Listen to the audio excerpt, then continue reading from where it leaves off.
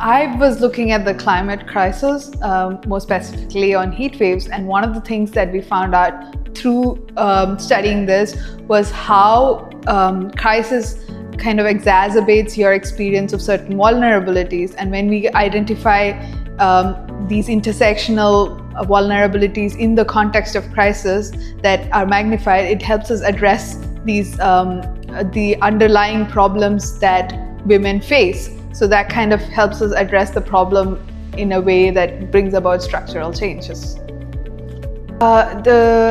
Being part of this project was the reason why I got to know more about transformative equality approach, and it kind of really changed the way I looked at a crisis, because that was the work package that I was part of, and that has also affected the way I look at the problem in my PhD thesis as well. So that the kind of readings I did shaped the way I looked at my problem for the thesis as well.